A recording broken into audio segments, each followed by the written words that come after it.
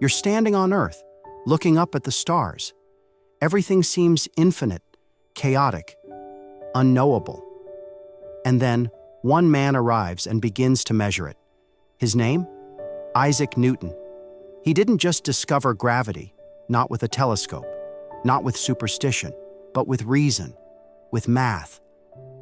With a mind so precise it could trace the path of a comet before anyone even believed it was possible. He wrote the rules the universe still plays by. He built the foundation for modern science, brick by brick, formula by formula, alone, in silence, with nothing but a candle and a question. But who was he, really? A genius, yes, but also a loner, a fighter, a man haunted by doubt and driven by obsession, a man so consumed by truth he lost sight of nearly everything else. How did a frail, forgotten child rise to become the architect of reality itself? This is the story of a mind unlike any other, the story of Isaac Newton, and the quiet force that still shapes the world. Born premature in a cold farmhouse in 1642, Isaac Newton was so small, he fit in the palm of a hand. His father died before he was born. His mother remarried and left him behind, literally. Raised by his grandmother, Newton grew up without affection, without comfort, and without a sense that he truly belonged. He rarely spoke, he didn't play. While other boys ran through the fields, Newton stayed indoors, building sundials, toy windmills powered by mice, and water clocks from scrap wood. He wasn't brilliant in school. He was invisible, until someone mocked him. That changed everything. Newton didn't fight back with fists. He fought with silence, with focus. He studied harder, longer, until he stood at the top of his class, not for pride, but to prove he mattered. Sometimes when the world gives you nothing, you start building something no one can take away. And in Newton's case, that something was a mind that would eventually unlock the universe. At 15, Newton's mother pulled him from school. She wanted him to run the family farm. He obeyed quietly. But his heart wasn't in the soil. It was in the stars.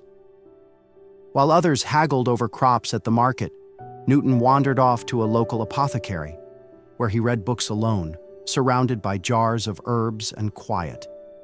And then came the moment. A former teacher, Henry Stokes, saw something in Newton, something no one else had bothered to notice. He and Newton's uncle pleaded with his mother to send him back to school. She agreed, reluctantly. That second chance changed the world. Newton returned with intensity. He read, scribbled, questioned. In 1661, he entered Trinity College, Cambridge. He wasn't the smartest student, not yet. But he asked deeper questions. He didn't just want answers. He wanted to know if the answers made sense.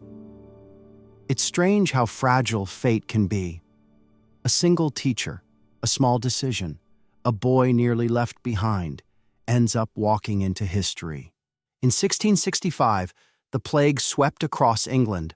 Cambridge University shut down, students fled, professors disappeared, and Newton, just a student, returned to his childhood home in Woolsthorpe. No classroom, no lectures, no supervision, just him, a candle, and a restless mind. And that's when the storm began. In less than 2 years, in almost complete solitude, he developed the core of his most powerful ideas.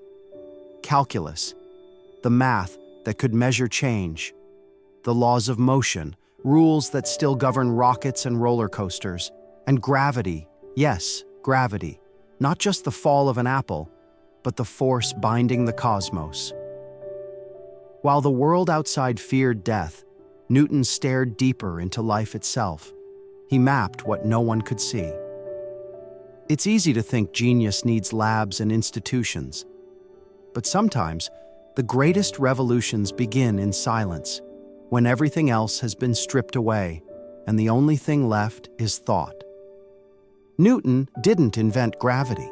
He just proved it existed, everywhere, always. In 1687, he published Principia Mathematica, a book that would do for science what Mozart did for music. In it, he laid out his 3 laws of motion, the universal law of gravitation, and the math to predict it all.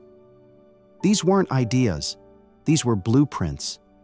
Bridges stand, satellites fly, economies model, all thanks to the tools he forged. And yet what's astonishing isn't just the content, it's the clarity, the elegance. Newton didn't just describe the world, he translated it. But he wasn't content to stay in the clouds. When counterfeiting wrecked Britain's currency, Newton took a government job at the Royal Mint. He redesigned coins, hunted criminals, stabilized a nation's economy using science, precision, and grit. It's a rare thing, a mind that can chart the stars, yet still fix the coin in your pocket. Newton wasn't just a thinker, he was a builder. And the world he built still stands. Newton, now a legend, had grown proud and rigid. He didn't just want to be right. He wanted to silence anyone who challenged him. When Robert Hooke criticized his theories on light, Newton stopped publishing. He waited until Hooke died before releasing his next major work on optics. When Gottfried Leibniz claimed to have invented calculus independently, Newton fought back, not just with facts, but with politics. He used his power at the Royal Society to discredit Leibniz. It was ugly. It was personal. He lectured to nearly empty rooms. Students feared him. Colleagues avoided him. His mind was sharp, but his heart? Guarded, distant. And yet, even in his quirks, like accidentally boiling his pocket watch instead of an egg, or cutting a hole in his door for a cat, there was a trace of something tender.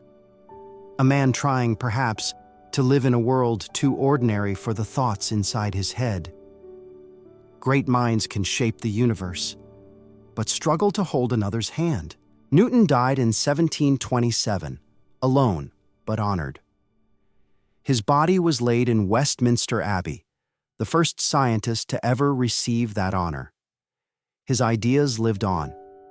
In fact, they still do. Every time a plane takes off, every time a satellite adjusts its orbit, every time a bridge holds under weight, it's Newton. His equations, his logic, his unseen hand. Even Einstein, the man who would later refine Newton's model of the universe, once said that without Newton, his own work would have been impossible. Newton didn't chase fame, he chased truth. And in that pursuit, he redefined what truth could be. He showed us that behind the chaos, there's order. That behind the mystery, there's a pattern. And that even the smallest questions like, why does this apple fall, can lead to answers big enough to hold up the stars. So what can we learn from Isaac Newton, this lonely, stubborn man who once stared at a falling apple and saw the laws of the universe? It's not just about genius, it's about persistence, about being willing to sit in silence long enough to hear something no one else does, about asking questions so simple, they become profound. Newton didn't have the perfect childhood. He didn't fit in. He wasn't the loudest voice in the room, but he was relentless. He chased clarity in a world full of noise. And maybe that's the real legacy. Not just the equations or the telescopes or the coins that still bear his imprint, but the reminder that big answers often begin with quiet questions. So whatever your apple is, whatever idea you keep circling but haven't dared to explore, maybe it's time. Time to ask, time to listen, time to see what only you can see. If this story moved you, leave a comment, hit like if it sparked a new question in your mind, and subscribe to discover more stories of minds that change the world by daring to wonder.